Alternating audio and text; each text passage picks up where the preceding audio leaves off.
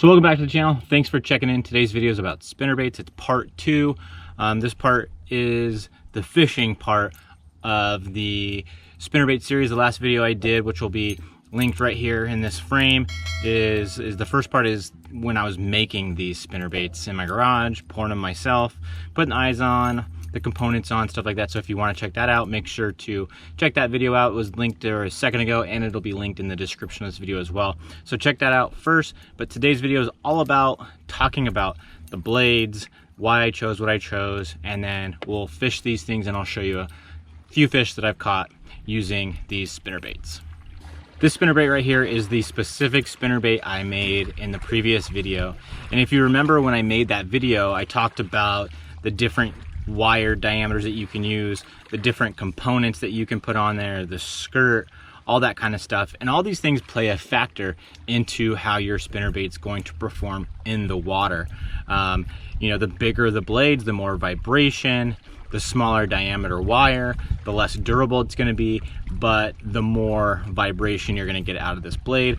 Obviously, lure eyes play a factor into what color you want. Skirts play a factor because that's going to, you know, give you a different imitation of what you're trying to fish. So this was obviously a shad imitation. If you were going to put green pumpkin on here, you could have a bluegill imitation.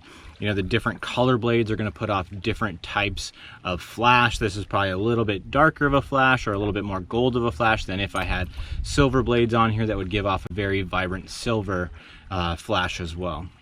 So this blade right here, this longer one, is called a Willow Blade. This blade right here, this little bit more rounder one, is called a Colorado Blade. The difference between the two is the different types of vibrations that they're going to give you. There's Indiana blades and other blades as well, and then you have hammered nickel blades, you have the silver versus the gold. There's tons of different blades. There's colored blades out there as well. So if you get into making these yourself, or when you start buying your own from the store, you have to pay attention to what the blade combinations are. You can have double Willow, you could have single Colorado, you could have Indiana blades paired up with Colorado, or Indiana blades paired up with Willow blades. So you have to pay attention to that kind of stuff. And it's good to have a multitude of different ones, because depending on what the fish want, depend on which spinnerbait you're gonna throw.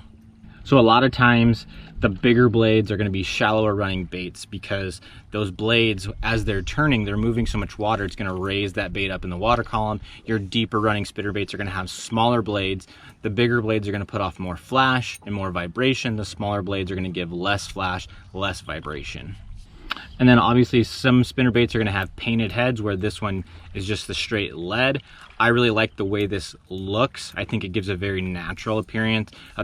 I prefer this over having a white with chartreuse head or something like that. I just have come to really like the plain lead look on this style of a spinnerbait. Now, if I was trying to mimic, say, a bluegill or something, I would definitely paint that green pumpkin and have a green pumpkin skirt with maybe some different colors to make it look more like a bluegill. But for this shad pattern, I really like it. I really think it mimics that shad, and even maybe a small school of shad, because it's putting off the different vibration, the different flashes, stuff like that. So I really like the spinnerbait. It's caught me fish. In a minute, I'm gonna show you some of those fish that I have caught on a spinnerbait that I made myself. Now, it's pretty much impossible for me to cover everything in this video when it comes to spinnerbaits, but I just wanted to focus on why I chose what I chose. I really like the Willow blades, but I wanted to play around with the Colorado blades. And the reason that I went with this gold color is just basically because when I went to buy them, I was able to get a hold of these bigger blades in this gold color. So that's why I chose these. And the number of beads here and these red beads, it just looked like the right combination for me when I was putting it together. And I just happened to get lucky when I was putting this together that this combination worked. Now, whether or not you're going to start making your own spinnerbaits or just going out to buy your own spinnerbaits, just pay attention to the different factors that I've explained in this video, because it all makes a difference. And like I said, you're going to want different colors, different blade combinations. Maybe you have colored blades versus silver blades, Indiana blades, Willow blades, Colorado blades. All those different blades make a difference on how your spinnerbait performs, what kind of action it gives, what vibration it gives. So you're going to want to have multiple spinnerbaits in your arsenal so you can play around with those different combinations. A couple other things to think about when you're fishing a spinnerbait is wind. Wind is your friend when fishing this spinnerbait. Low light conditions, so early morning, afternoon, mud lines. So midday, maybe there's a lot of boat traffic on the water, you're gonna get those different mud lines. You can catch spinnerbait fish covering water in that darker, muddier water that the mud lines created because of wind or because of boat traffic, stuff like that. So those are some things to consider when fishing your spinnerbaits. You know, you just want that clear water broken up, that muddy water, because you just want the fish coming after this based on the vibration for the most part. A lot of times if it's slick, calm, super clear water, spinnerbaits may not be your best bet, but when it's windy, when there's those mud lines, low light conditions, you can definitely catch fish on a spinnerbait. So enough talking about spinnerbaits, let's show you some fish that I caught on some spinnerbaits that I made myself. So I really hope that you like this video. If you haven't already, please subscribe to my channel and check out the rest of this video. I appreciate you watching. Let's go catch a couple fish on some spinnerbaits.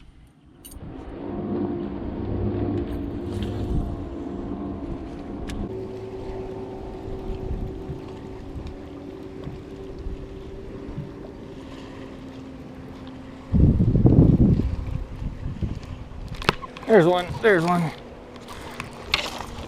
Spinnerbait fish.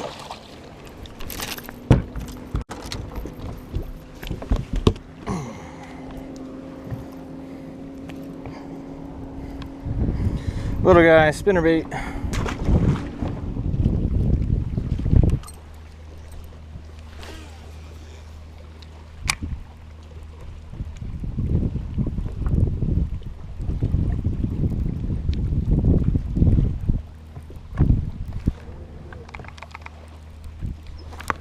There's one. I got one. Spinnerbait fish.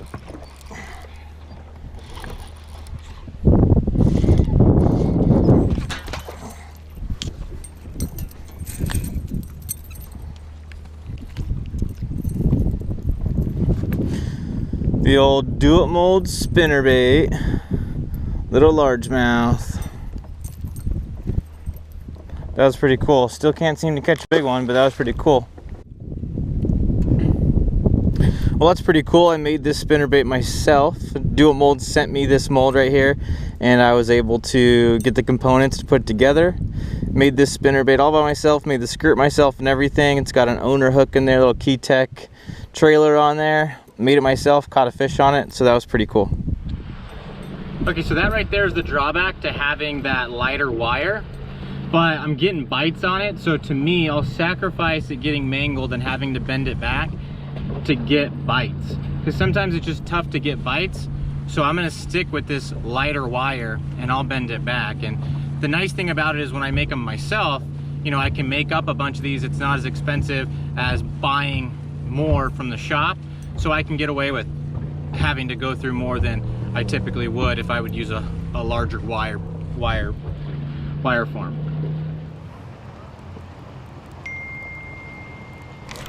There's one. That's a good one. There's one on the spinnerbait. On the spinnerbait. There it is. Smoked it. There it is. That's a better fish. Better fish on the spinnerbait. On the spinnerbait I made myself. This guy's got some kind of crap all over him. That's gross.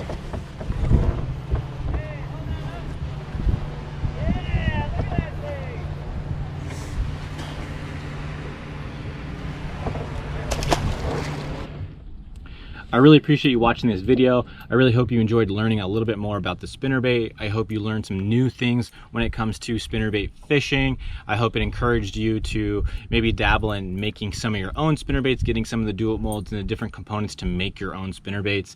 If this is something that you're interested in, please comment down below. Once again, thanks for watching this video. I really hope you learned something. If you haven't already, please subscribe to my channel. Please like this video. Please leave a comment and stay tuned for more videos coming from me. I got a lot more planned for you guys.